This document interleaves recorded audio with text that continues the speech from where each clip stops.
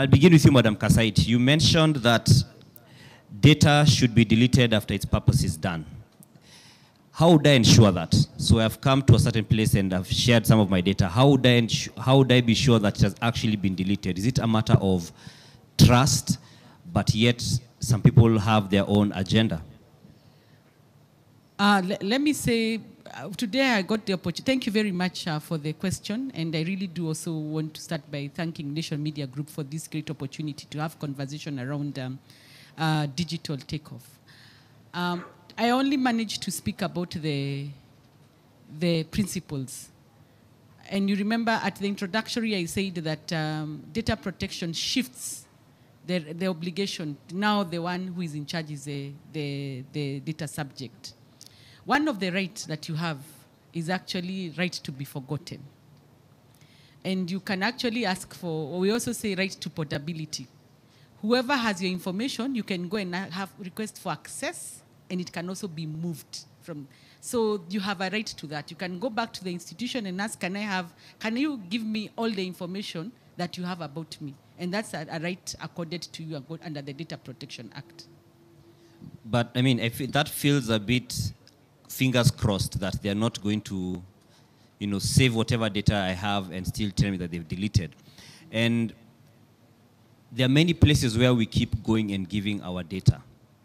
Something that I believe many would want to know is how much is enough. For instance, I'll go to a supermarket, and as I'm paying using my mobile money, they will ask me, do you have a card, a points card? And they tell me, what is your ID number? So I give my ID number so they can get my card account. Then when I pay on mobile money, they ask me, what's your number? So, and also when you're getting into a building, for instance, you will sign and put a lot of your data. How much is enough for me to give so that I can know that legally I don't have to give you this information at a gate? Let's start backwards. How much is enough?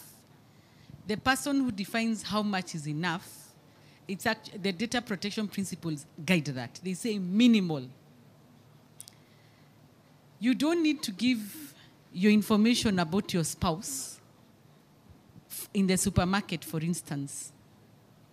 You do not need to give the details about where you live when you're entering a building.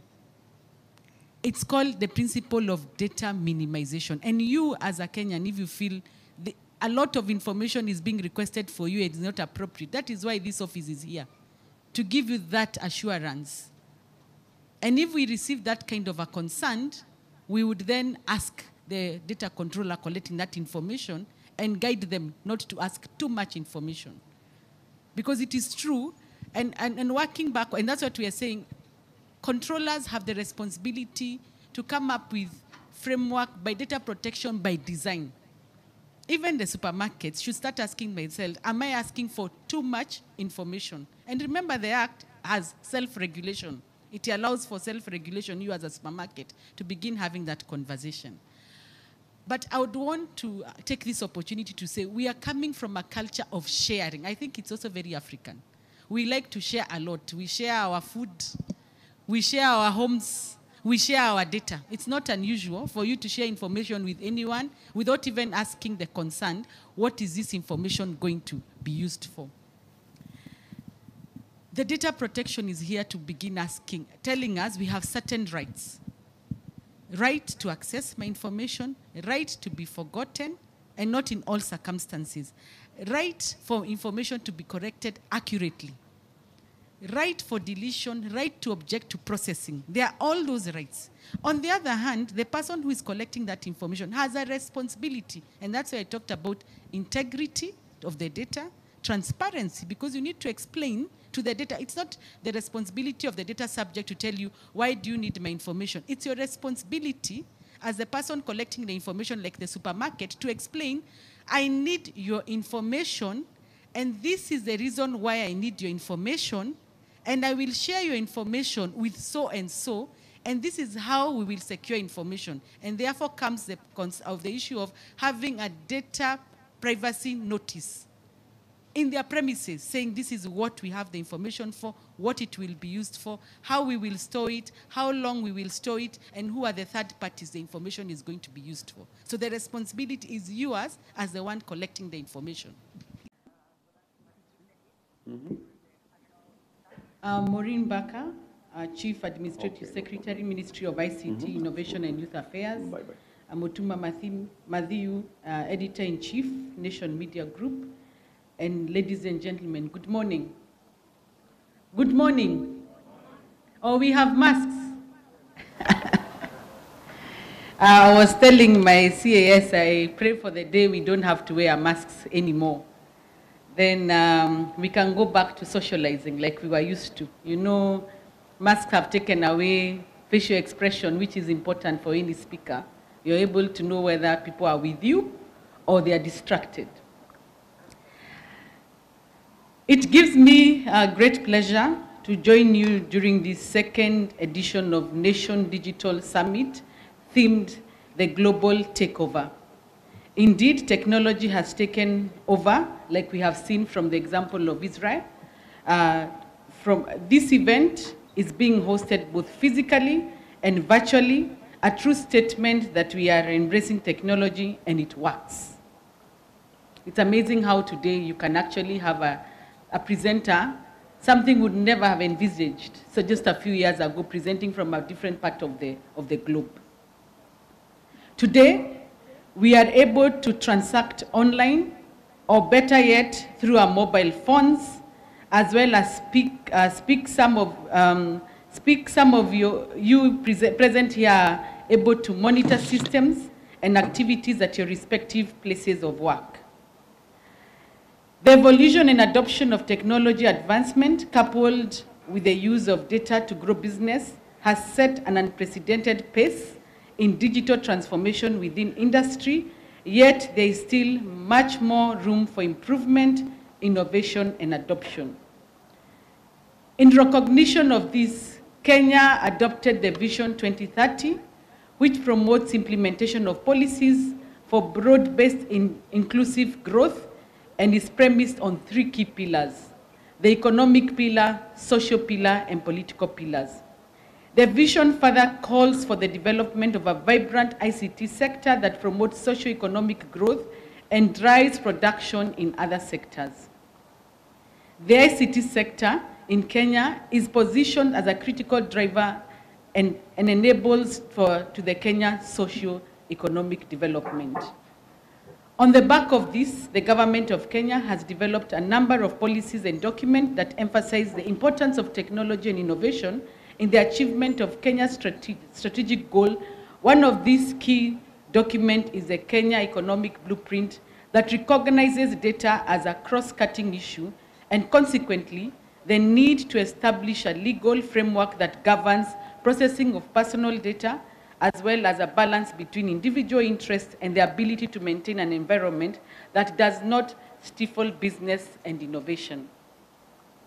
Ladies and gentlemen, it is against this background that the Data Protection Act 2019 was enacted in 2019, and the objective and purpose of the Act is to regulate the process of personal data, to ensure that the processing of personal data takes into account data subject guided by the principles of Section 25 of the Act.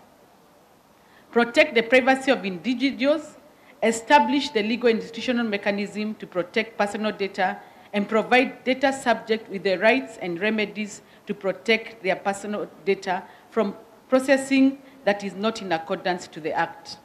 Ladies and gentlemen, the Data Protection Act gives life to the Article 31 of the Kenyan Constitution, and most importantly, shifts control from the institution to the data subject.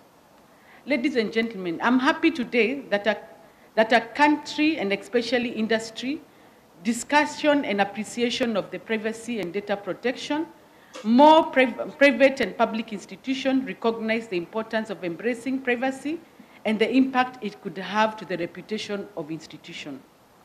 In the last 20 years, data has increasingly driven enterprise decision-making, facilitated information-informed decision.